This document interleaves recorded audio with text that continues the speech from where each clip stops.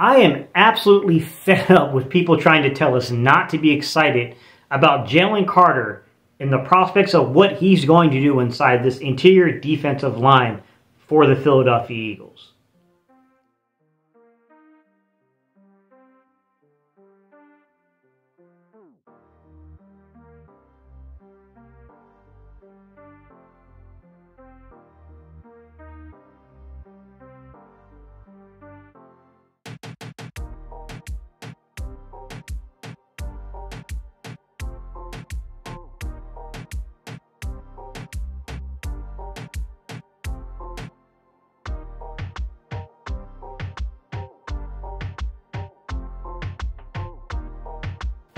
As if they were reading the reports that are coming back to us from guys like Ben Fennell. Flash that elite suddenness on a rep versus Dickerson in team drills.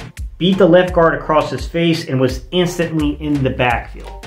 They're pretending as if they had a guy who was trending towards being a potential All-Pro. Definitely going to be, perennial Pro Bowl player. And you got a rookie out there giving this guy absolute chaos. Who, by the way, let's be real, Dickerson's a big, strong guy. As if they wouldn't be absolutely over the moon, going crazy on Twitter, going crazy on Instagram, going crazy on TikTok themselves, going crazy on YouTube themselves. Like, I'm tired of these dudes trying to pretend that there's something they're not. They're fanatics just like the rest of us. I said enough. Let's go ahead and let's get into today's topic. What's up, Cerebral football fans? My name is Steven Hyder. This is Gate City Sports Channel. I want to start off by illustrating or presenting, if you will, an idea of what my expectations are for Jalen Carter on the 2023 NFL season. And I'm going to do that by basically informing everybody of going through the 21st century, taking a look at some of these great defensive tackles, just kind of how the numbers stack both from an NFL perspective and an organizational perspective for the Eagles. And the first guy I want to talk about, because this is the guy when I honestly watch film of Jalen Carter, this is who I'm reminded of, which is 2010 first-round selection in Ndamukong Suh. Yes, Jalen Carter is that type of disruptive guy. Jalen Carter is that kind of force on the interior defensive line. Jalen Carter could put offensive linemen on their backside like Ndamukong Suh could.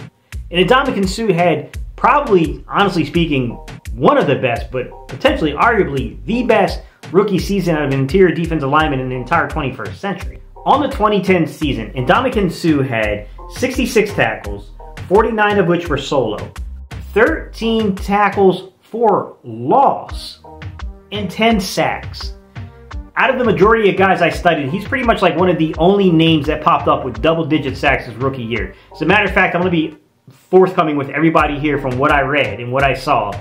If you're getting over 5 sacks, you're in elite company. I mean, you're in the company of like the DeForest Buckners. You're in the company of the Aaron Donalds. You're in the company of the Fletcher Coxes. You're in the company of the Ndamukong Suhs. Like, it's tough to get above that threshold your rookie season. Even Warren Sapp wasn't, ridiculously productive his rookie year with Tampa Bay, but that next year we got to see what Warren Sapp was. Organizationally, who's the other guy organizationally you look at and you think to yourself like, man, this dude's giving me those type of vibes? Corey Simon on the 2000 season. For some of my older members here who've been around a little while, we remember Corey Simon. We remember this young man coming out of Florida State and the athletic freak he was. This was a 290-some pound defensive lineman who was jumping 41 inches in the vertical. Now, he didn't participate at the combine in terms of any of the athletic testing drills. However, during his pro days and independent workouts with different organizations, this guy athleticism was just registering off the charts and people were going crazy. There's an actual article written about it. I think it's from the Florida Sentinel. Actually wrote an article about how crazy this man's testing numbers were while he was doing these private workouts. Corey Simon had 52 tackles, 38 of which were solo, 8 tackles for loss, and 9.5 sacks his rookie season. That is incredibly productive. It is by far the most productive player from the interior defensive line inside the 21st century for the Philadelphia Eagles. Now, we've had other guys who have really had really good rookie seasons. See Fletcher Cox, guys. 39 tackles, 32 solo, 8 tackles for loss, and 5.5 sacks. And I'll even throw my hat into the ring here with Milton Williams and say for a role player, A guy who was playing like 400 snaps or below. We're talking about a guy that was used, occasionally, especially the first half of the season, then gained steam later on in the second half of the season. This guy had some pretty dang good numbers for what he was. 30 tackles, 15 solos, 6 tackles for loss, and 2 sacks. I look at Jalen Carter, and I see the next big thing for the Philadelphia Eagles on the interior defensive line. This guy is going to be a force for many years, and I think the sooner that some of these other fan bases get it through their head what we just pulled off in the 2023 draft, the easier it's going to be for them to swallow this pill. Because I'm telling you, you messed up when you let this man come to Philadelphia. You let him come to the perfect situation, with the perfect coaching staff, with the perfect front office, with the perfect veteran leadership around him, and community from former UGA players with us to mold this guy into what is going to be one of the most impactful interior defensive linemen, not only in the Philadelphia Eagles history. I'm going to go ahead and put it out there. Clip it if you want.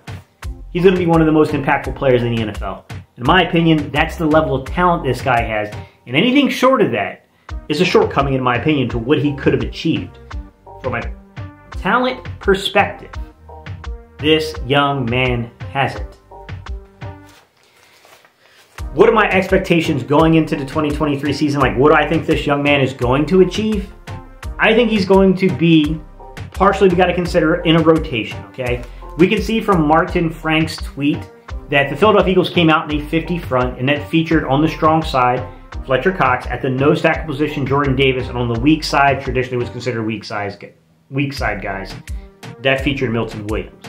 Now, I just want to make this clear, guys. When you say strong side, you say weak side. Understand, good offenses will manipulate and change things on you from that, because you can use some motion and you can do some things with your tight ends to create that unbalanced line and flip what was the strong side to the weak side, what was the weak side to the strong side. Good coaching staffs will do that.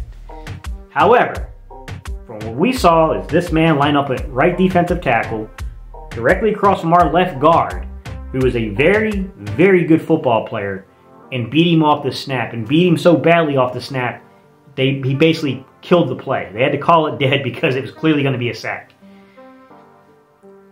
Keep telling us not to be excited. I'm going to be real excited when I see him suit up and play your team. That's all I'm going to say, because this guy's good. This is a really, really good football player. We were crazy lucky to get him at the 9th pick overall. I understand there was some complexity behind him and organizations felt like they couldn't take him on.